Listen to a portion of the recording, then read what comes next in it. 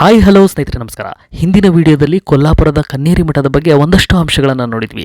ಈ ವಿಡಿಯೋದಲ್ಲಿ ಅದರ ಮುಂದುವರಿದ ಭಾಗವನ್ನು ನೋಡ್ಕೊಂಡು ಬರೋಣ. ಕನ್ನೇರಿ ಮಠದ ಎಲ್ಲ ಕಡೆ ಐತಿಹಾಸಿಕ ಹಿನ್ನೆಲೆಯುಳ್ಳ ಹಾಗೆಯೇ ಗ್ರಾಮೀಣ ಜನರ ಜೀವನ, ಗ್ರಾಮೀಣ ಕಸುಬುಗಳು, ಗ್ರಾಮೀಣ ಸಂಸ್ಕೃತಿಯನ್ನು ತೋರಿಸುವಂತಹ ಮೂರ್ತಿ ಕೆತ್ತನೆಗಳನ್ನು ಕಾಣ್ತೀವಿ. ನೀವೆಲ್ಲರೂ ನೋಡ್ತಾ ಇದ್ದೀರಾ. ಇಲ್ಲಿರುವ ಮೂರ್ತಿ ಶಿಲ್ಪಗಳನ್ನು ನೋಡಿದರೆ ಪ್ರಕೃತಿಯ ಮಡಿಲಿನಲ್ಲಿ ಗ್ರಾಮೀಣ ಜೀವನ ಹೇಗಿರುತ್ತೋ ಹಾಗೆ ತೋರಿಸುವಂತಹ ಪ್ರಯತ್ನ ಮಾಡಿದ್ದಾರೆ. ಗ್ರಾಮೀಣ ಕಸುಬಾದ ಉಳುಮೆ ಮಾಡೋದು, ಬಾವಿಯಿಂದ ನೀರನ್ನು ತೆಗೆದುಕೊಂಡು ಬರುವಂತಹ ದೃಶ್ಯ, ಹೊಲ ಅಥವಾ ಗೋಮಾಳಕ್ಕೆ ಎಮ್ಮೆ ಮತ್ತು ಆಕಳುಗಳನ್ನು ಮೇಯಿಸ್ಕೊಂಡು ಬರೋಕೆ ಹೋಗಿ ಅಲ್ಲೇ ಮಕ್ಕಳು ಆಟ ಆಡ್ತಿರುವಂತಹ ದೃಶ್ಯ, ಇವನ್ನೆಲ್ಲ ನೋಡ್ತಿದ್ರೆ ಅದ್ಭುತ ಕಲಾಕೃತಿಗಳನ್ನು ನಿರ್ಮಿಸುವ ಒಬ್ಬ ಚಾಣಾಕ್ಷನಿಂದ ನಿರ್ಮಿತ ಆದಂಥವು ಅಂತ ಅನಿಸೋದೇ ಇಲ್ಲ. ಪ್ರತ್ಯಕ್ಷವಾಗಿ ನೋಡ್ತಿದ್ವೇನೋ ಅಂತ ಅನಿಸ್ತಾ ಇದೆ.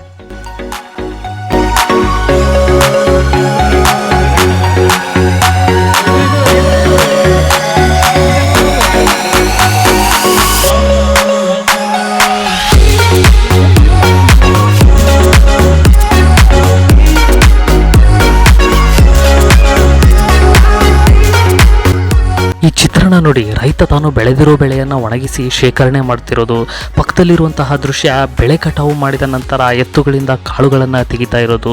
ಇತ್ತೀಚಿನ ದಿನಗಳಲ್ಲಿ ಯಂತ್ರಗಳ ಬಳಕೆ ಜಾಸ್ತಿ ಆಗಿರೋದ್ರಿಂದ ಗ್ರಾಮೀಣ ಭಾಗದಲ್ಲಿ ಈ ರೀತಿಯಾದಂತಹ ರೈತರ ಹಳೆ ಕೆಲಸಗಳೇ ಕಾಣಸಿಗ್ತಿಲ್ಲ. ಹಾಗೆ ಇತ್ತೀಚಿನ ದಿನಗಳಲ್ಲಿ ಟ್ರ್ಯಾಕ್ಟರ್ ಆಗಿರ್ಬೋದು, ಬೇರೆ ಬೇರೆ ರೀತಿಯ ಆಧುನಿಕ ಯಂತ್ರಗಳ ಬಳಕೆಯಿಂದ ಈ ರೀತಿಯ ಎತ್ತುಗಳಿಂದ ಉಳುಮೆ ಮಾಡುವುದು ಸಹ ಕಣ್ಮರೆ ಆಗ್ತಿದೆ. ಇಲ್ಲಿ ನೋಡಿ, ಒಬ್ಬ ವೃದ್ಧ ಮಳೆಯನ್ನ ಕಾಯ್ತಿರುವಂತಹ ದೃಶ್ಯ.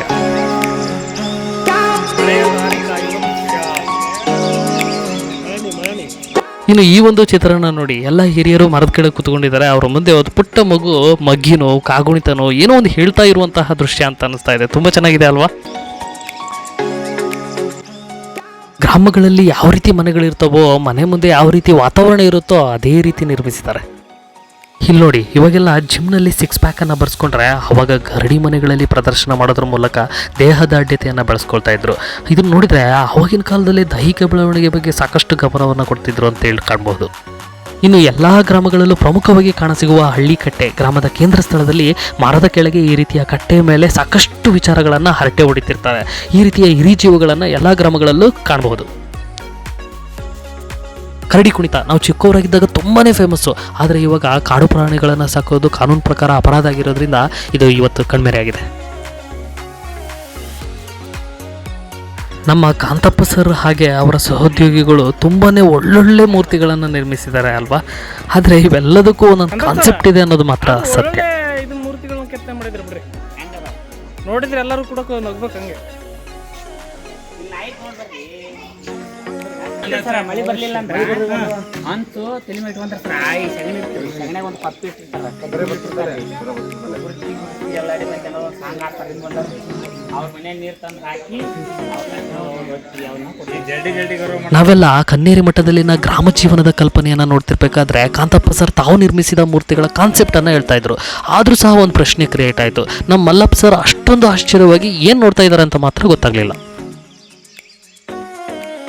ಆಗಿನ ಕಾಲದಲ್ಲಿ ಗರಡಿ ಮನೆಯಲ್ಲಿ ಕುಸ್ತಿ ಪ್ರದರ್ಶನ ಮಾಡ್ತಾ ಇರುವಂತಹ ಚಿತ್ರಣ, ಹೆಣ್ಣು ಮಕ್ಕಳು ಜಗಲಿ ಕಟ್ಟೆಯಲ್ಲಿ ಬಳೆಯನ್ನು ತೊಡಿಸ್ಕೊಳ್ಳುವಂತಹ ಚಿತ್ರಣ, ಮಕ್ಕಳು ಕುಂಟೆ ಬಿಲ್ಲೆ ಆಡುವಂತಹ ದೃಶ್ಯ, ಮನೆ ಮುಂಭಾಗದಲ್ಲೇ ಒಬ್ಬ ಕ್ಷೌರಿಕ ಕಟಿಂಗ್ ಮಾಡುವಂತಹ ಚಿತ್ರಣ, ಇಸ್ತ್ರಿ ಮಾಡುವಂತಹ ಕೆಲಸಗಾರ, ಹೆಣ್ಣು ಮಕ್ಕಳು ಬಟ್ಟೆ ನೇಯುವ ಕೆಲಸದಲ್ಲಿ ನಿರತರಾಗಿರೋದು, ಒಬ್ಬ ಶಿಕ್ಷಕ ವಿದ್ಯಾರ್ಥಿಗಳಿಗೆ ಬೋಧನೆ ಮಾಡ್ತಾ ಇರುವಂತಹ ಚಿತ್ರಣ, ಹೀಗೆ ಹಲವು ರೀತಿಯಾದಂತಹ ಕಸುಬುಗಳು ಹಾಗೆ ಗ್ರಾಮೀಣ ಜನರ ಜೀವನ ಶೈಲಿಯನ್ನ ಈ ಕನ್ನೇರಿ ಮಠದಲ್ಲಿ ಕಾಣಬಹುದು.